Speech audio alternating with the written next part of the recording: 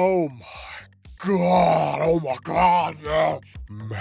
Man. Let me tell you something. Okay, man. Here's the thing, son.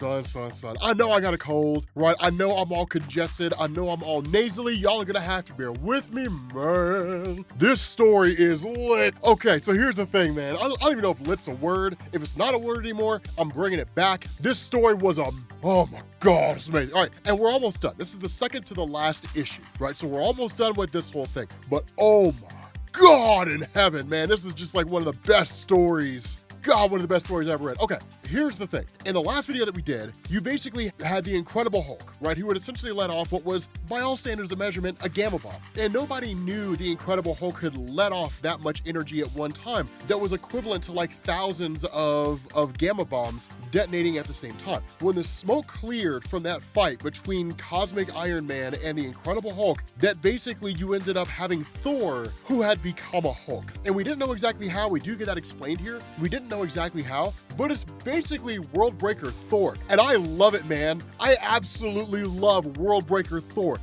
because it gets crazy. So as soon as this happens, right, like the cosmic suit of Iron Man is kind of activated yet again, but any chance this thing had of being able to defeat Worldbreaker Thor ends like that, right? It ends so fast. This guy never had a chance, right? Like literally the suit just gets torn to shreds. I mean, like Worldbreaker Thor just rips it apart. Now, in the midst of all this, with the suit totally out of capacity, Iron Man just getting ready to die at the hands of Thor, the Hulk steps in. Now, here's one of the things to know. This is not Worldbreaker Hulk, right? This is not Worldbreaker Hulk. This is just the Incredible Hulk, right? Savage Hulk, Immortal Hulk, whatever you want to call him. It's basically just, you could kind of call him a little bit above baseline Hulk. It's enough that he could go toe-to-toe with Worldbreaker Thor, so I guess maybe it's Worldbreaker Hulk, but whatever the case is, it's literally just the Hulk and Thor. Now, the thing about this is that where Iron Man questions as to whether or not this is Banner, the response of Hulk is, no, Banner's not here. It's just me. And so he's like, you need to run. You need to get out of here as fast as you possibly can because this battle's not meant for you, man. You're gonna get incinerated. You're gonna get destroyed in this thing. And so what follows is one of the most epic fights between the two. Now, here's the beauty about this. Thor and the Incredible Hulk, the fights between the two over the years, it's the stuff of legend. Not all fights between the two of them are good. And honestly, I would say the stories and the artistic depictions of the fights between Thor and Hulk in the modern era are better than they were back then. The reason why a lot of the old stories, the old fights between Thor and Hulk are so, I guess maybe, are put on pedestals by fans is because of the significance of the writers of the time and what they were doing. But when you go back and you look pound for pound, right, like those old stories, like this story here, Banner of War, there's never been an instance where the Incredible Hulk and Thor have fought each other and it was as good as this. I'm sorry, to all those old writers out there, don't mean any disrespect to them, but it's just not on the same level, right? It's interesting, it's more intense, more fast-paced, because the comics back then were a reflection of the time. And so comics back in the 70s were usually slower, they were more methodical, they're nowhere near as fast-paced and crazy as they are right now. But this fight is kind of insane. Now, we don't get to see a lot of it. Instead, what ends up happening here is the conflict shifts to the mindscape of the Incredible Hulk, where you have Bruce Banner's mind just sitting out there. Now remember, in the last video that we covered, because Odin's spirit or his essence is in the hammer of Mjolnir, when the hammer hit the Incredible Hulk, it allowed the essence of Odin to transfer from the hammer into the mind of the Incredible Hulk, and that's how he's here talking to Bruce Banner. But one of the things that Banner says here is that it's not him running the ship anymore, right? Like the Incredible Hulk personality is the dominant personality now. The other thing about this, and what's really cool, is he literally tells Odin, like where Odin's like, you need to get off your ass, right? Like we've got to find some way to end this. This is cool. And it's one of the things that I love because historically speaking, when it came to Banner, either Banner absolutely hated the Incredible Hulk or Banner was kind of afraid of the Incredible Hulk. There haven't really been a whole lot of stories where Bruce Banner overpowers the Incredible Hulk in his own mind. That in a lot of ways, he's kind of afraid of what the Hulk stands for, or again, he outright hates it. What you have here, just by virtue of Odin's presence and the fact that he's like, this is not a time for milksops, right? This is a time for men that have some fortitude and they've got some strong needs priorities and some conviction, and they've got some heart. That's what this is for. Are you a coward or are you a man? And so that's like challenging Banner in that way. Banner's like, yes, like I'm tired of playing second fiddle to the Incredible Hulk, and I'm tired of not being in control of my own mind. Now, it's not Donny Cates just doing this willy-nilly. The reality is that for decades, it's been building up to this. If you go and you read the Incredible Hulk mythos over, really, I would say since the 90s, if we're being honest with ourselves, especially from the Onslaught saga going forward, a lot of it's been Banner just exercising more control and having more confidence in relation to the Incredible Hulk, or at least that personality. So this has been building for quite some time. It was never a main focal point of the Incredible Hulk storytelling. It was never a major thing that was going on. It's really Donny Cates just kind of connecting the dots of how different writers have been sort of crafting their own Incredible Hulk stories with regards to the relation between Banner and Hulk himself. So it's cool to see this whole thing happening, right? It's cool to see that it's all kind of coming together at the end of this. And so he literally tells Odin, like, I have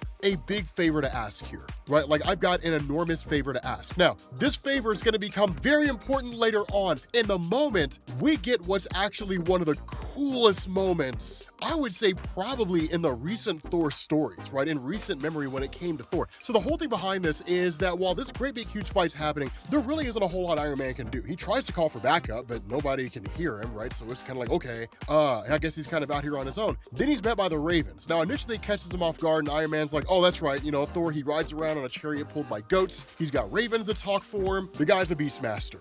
Like, he's the most in tune with animals anyone's ever been. And no one quite understands why. Although I will say Tooth Gnasher is pretty badass. For those of you guys who don't know about the goats of Thor, those guys are legit. Man, dude, Thor's goats, they're like the most underrated characters in Thor comics. Nobody ever gives them enough due. Like, it's just, we need to do a video. Right, beyond Omega level, Thor's goats. We need to make a video on that. We need to make a video on that because those guys, dude, those goats are legit, man. I love Thor's goats, right? I love them almost as much as I love Captain Carrot. I love Captain Carrot. Captain Carrot's a super bunny. But what ends up happening here is when the Ravens start talking to Iron Man, what you end up getting here is Iron Man actually yanked away through the Bifrost, of course, brought to Sif. And Sif does this largely because there's no point in Iron Man being there. He's likely going to die. But she also says, we're bringing Thor to Asgard, right? Thor's losing his mind. He's going nuts. Obviously, he's not himself. But if Thor is going to be brought back down to sanity, it's going to be in Asgard. It's not going to be somewhere out in Midgard in some space gladiatorial arena. That's not going to happen. And so she summons the Bifrost to bring Worldbreaker Thor back to Asgard, and he resists. Now, here's the thing. The ability to resist the Bifrost is virtually unheard of, right? Like, the ability to just deny the Bifrost teleporting you somewhere, that's almost unheard of. Almost everybody who's ever been summoned by the Bifrost is snatched away. Usually, whenever you see Thor involved with the Bifrost, Odin or somebody like that, they go with it, right? Because the Bifrost is taking them usually to where they want to be. But to quite literally see Worldbreaker Thor resist the Bifrost is nuts. Even to the point that the Bifrost cannot withstand the pull of Worldbreaker Thor and the fact that Worldbreaker Thor won't move. And as a result, the Bifrost shatters, right?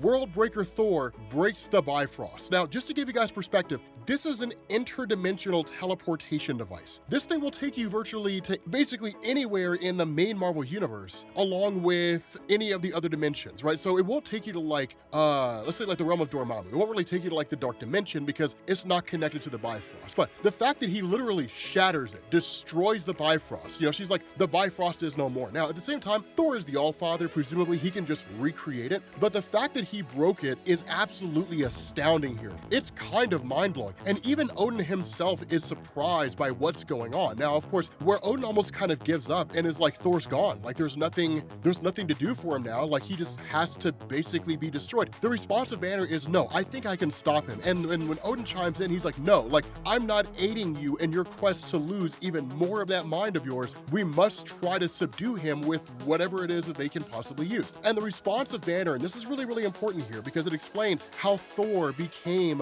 Worldbreaker Thor in the first place. The response of Banner is he basically says this Titan that's inside of him, it possesses people. Now, that's a cool thing because we already kind of knew that based on the situation in El Paso, but we didn't know how far reaching it was. We didn't really know exactly how it worked. The result of this is that it's really just Thor possessed by the power of the Titan Hulk, albeit him being out of Worldbreaker Thor form. Now, what Banner's concern here is if you do not do what I ask you to do, Odin, if you do not grant me this favor, the Titan Hulk is going to manifest. And when that happens, it will be too late. There will be no one here who can stop it. No one on that level of power that can bring it to an end. Now, the reality is that Banner's being a little overdramatic here, right? Like, depending on the circumstances, the cosmic entities might step in. But the reality here is they most likely won't, because what you would end up seeing is a Titan Hulk would likely be destroyed by some force of energy out there that is not from the cosmic entities, but most everybody they know would be destroyed in the process, right? Like most all their friends and family would basically come to an end. Like the first targets would be Asgard and Earth, and then after that, it's basically everything. So the immediate threat is like your world and mine are gonna be obliterated if